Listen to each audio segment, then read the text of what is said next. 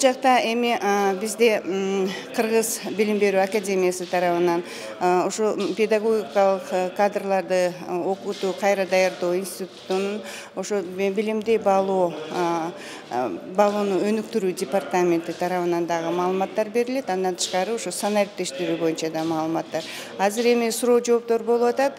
Сунуштар бул иш эртең дагы уланат. Сунуштардын негизинде анан форумдун резолюциясы кабыл алып, ошонун негизинде иш алып барышат.